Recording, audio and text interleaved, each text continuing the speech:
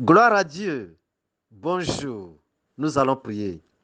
Père glorieux et majestueux, le Dieu à craindre. Tu es digne de louange, de respect et d'honneur. Toutes nos félicitations à toi seul parce que tu règnes à jamais. Aujourd'hui, sauve quelqu'un, rachète, délivre et console quelqu'un. Merci Seigneur. Au nom de Jésus, j'ai prié. Amen. Soyez plutôt humbles. Marc chapitre 9, je vous montre les versets 33 et 34. Marc chapitre 9, verset 33. Ils arrivèrent à Jéricho, s'il vous plaît, ils arrivèrent à Capernaum. Lorsqu'il fut dans la maison, Jésus leur demanda, de quoi discutiez-vous en chemin? Mais ils gardaient le silence, car en chemin, ils avaient discuté entre eux pour savoir qui était le plus grand. Verset 35. Alors, il s'assit, Jésus s'assit, appela les 12 et leur dit, si quelqu'un veut être le premier, il sera le dernier de tous et le serviteur de tous. Gloire à Dieu. Nous allons parler de la position. Et c'est pour vous dire que la position et la grandeur n'est pas une mauvaise chose. Si cela était mauvais, le Seigneur Jésus, notre exemple parfait, n'allait pas accéder au trône le plus élevé de la création. Il n'allait pas accéder à la royauté et au règne le plus glorieux et qui est infini. C'est pourquoi je dis que la position et la grandeur n'est pas chose mauvaise en elle-même. Dans notre texte, Jésus reproche aux apôtres leur discussion au sujet de qui sera le plus grand parmi eux. Dieu seul a le pouvoir d'élever plus haut qui il veut et d'abaisser plus bas qui il veut. Il a plu à Dieu d'élever Saül pour en faire le grand roi d'Israël. Et puis, ce roi Saül n'avait pas déposé une demande d'ascension au trône d'Israël. Jamais. Il n'avait aucune ambition même d'accéder à la position de roi. Il n'a jamais rêvé. Jamais. Et comment cela était-il arrivé? En 1 Samuel au chapitre 9, je vous lis les versets 15 et 16. 1 Samuel chapitre 9, verset 15. Or, un jour avant l'arrivée de Saül, l'Éternel avait averti Samuel en disant, verset 16, demain, à cette heure, je t'enverrai un homme du pays de Benjamin et tu l'oindras pour chef de mon peuple d'Israël. Alléluia. Vous voyez, ce jeune homme, il a été élevé grandement par Dieu sans son consentement, sans son accord. Dieu n'a pas demandé son avis. Vous voyez, c'était comme ça.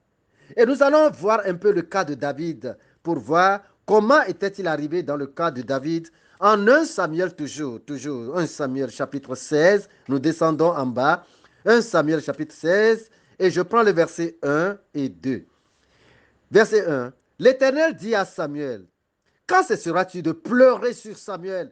Je l'ai rejeté, afin qu'il ne règne plus sur Israël. Remplis ta corne d'huile et va. Je t'enverrai chez Isaïe, Bethlémite, car j'ai vu parmi ses enfants celui que je désire pour roi. Verset 2. Tu inviteras Isaïe au sacrifice. Je te ferai connaître ce que tu dois faire. Et tu oindras pour moi celui que je te dirai. Allons jusqu'au verset 13. Descendons grandement au verset 13. Samuel prit la corne d'huile et oignit au milieu de ses frères, et, s'il vous plaît, éloignit au milieu de ses frères. L'Esprit de l'Éternel saisit David, et à partir de ce jour, dans la suite, Samuel se leva et s'en alla à Rama. Praise the Lord. Voyez-vous comment l'élévation se fait? Je vais avancer un peu avec vous dans notre petite étude de la Bible. Je vous conduis dans 1 roi au chapitre 19, verset 15. Après avoir quitté le cas de Saül, qui a été oint sans son consentement, je tombe maintenant sur 1 roi chapitre 19, verset 15 et 16. Verset 15. Dieu va parler à Élie. L'Éternel lui dit, verset 15, l'Éternel lui dit, va, reprends ton chemin jusqu'à Damas, et quand tu seras arrivé, tu oindras Azaël pour roi de Syrie. Verset 16, tu oindras aussi Jéhu, fils de Nimshi, pour roi d'Israël. Et tu oindras Élisée, fils de Shaphat d'Abel, Mérola, pour prophète à ta place. Vous voyez, Dieu prend la décision de lui-même de même remplacer Élie. Il dit, tu vas introniser, n'est-ce pas, Hazaël pour roi sur Syrie. Tu vas introniser, n'est-ce pas, Jéhu pour roi sur Israël. Et tout ça là, c'est le choix volontaire de Dieu lui-même. Vous voyez, je m'arrête ici parce que le temps ne me permettra pas de vous montrer davantage de cas. Mais nous découvrons que tous ces gens qui ont été élevés à la grandeur l'ont été par la volonté parfaite de Dieu. Et personne ne peut le contester, ni les hommes, ni les démons. Vous voyez. Mais lorsque vous vous débattez de vous-même avec toute votre intelligence, tout votre bagage de connaissances, avec des paroles mielleuses pour arriver de force à cette position, à cette grandeur, à cette élévation, c'est là que vous aurez tous les problèmes du monde. Et que c'est là même que vous mourrez, n'est-ce pas? Vous mourrez comme un malheureux misérable. Vous savez que dans l'histoire du choix de Salomon pour la succession de David, il y avait eu un mouvement politique. Et c'était la première fois, n'est-ce pas, que ce mouvement politique a eu lieu, la campagne électorale. Adonijah, fils de David, qui est un demi-frère de Salomon, avait fait une grande campagne électorale pour succéder, n'est-ce pas, au trône de son père. Il avait même réussi brillamment sa campagne et avait réussi à amener beaucoup de gens à sa suite, à son côté. Et ce forcing lui a coûté après la mort. Il est mort parce que ce n'était pas là que Dieu l'a proposé. Mais Salomon, son rival, n'avait pas fait de campagne.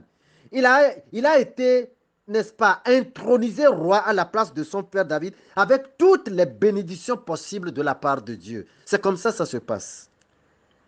Ce que Dieu vous donne, il vous le donne avec sa grâce, avec sa bénédiction. Et puis, je vais dire que l'ambition pour la grandeur ne ruine pas à la vie si vous recevez cela de Dieu. Je vais vous conduire à une scène dans la Bible. Je veux croire que ça va vous intéresser. Suivez-moi tout simplement. Allons dans le Nouveau Testament, dans Matthieu au chapitre 20. Et je vais vous montrer les trois versets 20, 21, 22 et 23. Matthieu chapitre 20, verset 20. Alors la mère des fils de Zébédée s'approcha de Jésus avec ses fils et se prosterna pour lui faire une demande. Bon, allons-y. C'est quelle demande? Verset 21. Jésus lui dit, que veux-tu? Ordonne, lui dit-elle, que mes deux fils que voici soient assis dans ton royaume, l'un à ta droite et l'autre à ta gauche. La position, la grandeur. Mais je ne comprends pas. Cette femme aussi. Verset 22. Jésus lui répondit, vous ne savez ce que vous demandez. Praise the Lord. Verset 23, sa deuxième phrase, verset 23. Mais pour ce qui est d'être assis à ma droite, c'est Jésus qui parle toujours. Mais pour ce qui est d'être assis à ma droite et à ma gauche, cela ne dépend pas de moi, et cela ne sera donné qu'à ceux à qui mon Père l'a réservé. Gloire à Dieu, c'est indisputable. Ici, cela se comprend bien que l'élévation et la grandeur viennent de l'Éternel. Et cela ne s'achète pas, c'est un don de Dieu. Mais si quelqu'un est inspiré à cela, il doit laisser Dieu lui-même faire, comme dans le cas de Joseph. En quoi faisant? Vous allez passer par la voie de l'humilité. En 1 Pierre au chapitre 5, je vais vous faire découvrir ce qui est dit là-bas dans le verset 6. 1 Pierre chapitre 5 et le verset 6. Pressez-vous le temps, n'est-ce pas, nous talonne. 1 Pierre chapitre 5, verset 6. Humiliez-vous donc sous la puissante main de Dieu, afin qu'il vous élève au temps convenable. Gloire à Dieu. Ne forcez absolument rien dans la vie, s'il vous plaît. N'allez pas voir les charlatans pour votre exaucement, pour votre position, ou n'allez pas voir les marabouts. N'allez pas voir les sorciers ou les diseurs de bonne aventure. N'allez pas consulter les astrologues, les devins, les magiciens. Ne forcez pas votre destin. Laissez libre cours aux choses dans votre vie. N'enviez personne dans sa grandeur, dans sa richesse ou dans son aisance. La Bible dit, humiliez-vous sous la main puissante de Dieu. Et lui, Dieu, autant convenable, autant marqué, il vous élèvera. Où est le problème que vous avez dans votre vie maintenant? Il va vous élever. Il va, n'est-ce pas, vous enlever la honte de dessus votre visage. Soyez patient comme Joseph, n'est-ce pas, dans vos moments d'épreuve. Un temps est fixé pour vous dans le grand programme de Dieu. Et il dit, avant que tu ne sois formé dans le ventre de ta mère, je te connaissais. Et puis après, il dit, je connais les projets que j'ai formés pour vous, que c'est un projet pour vous assurer le bonheur et non le malheur. Vous pouvez ne pas naître d'une famille illustre, mais devenir illustre par la volonté de Dieu. Tout est possible parce que Dieu, il est le Dieu tout-puissant. Accompagnez-moi dans la dernière lecture dans 1 Samuel chapitre 2 et nous allons partir. 1 Samuel chapitre 2 verset 8 et nous allons, n'est-ce pas, nous disposer après. Alors je lis, verset 8, de la poussière il retire le pauvre, du fumier il relève l'indigent pour le faire asseoir avec les grands. Alléluia. Praise the Lord. Je m'en vais comme ça conclure pour vous dire que Dieu élève qui il veut et il abaisse honteusement qui aussi il veut. Attachez-vous plutôt à Dieu et ne luttez pas pour ce que Dieu ne vous a pas donné. Ce n'est pas seulement la grandeur, la position qu'il vous faut à tout prix avant de vivre heureusement. Vous serez même plus heureux, plus à l'aise et vivre paisiblement sans la grandeur. Jésus-Christ vous aime bien. Il ne vous a pas ignoré, mais pas du tout.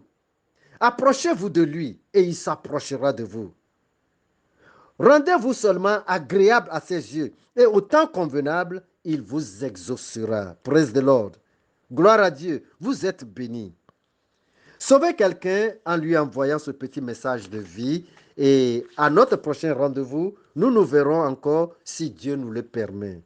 Que Dieu vous bénisse au nom de Jésus-Christ. Amen. Mon nom est Séraphin Kofi Zozo, plus 228 90 09 16 82. À bientôt. Amen.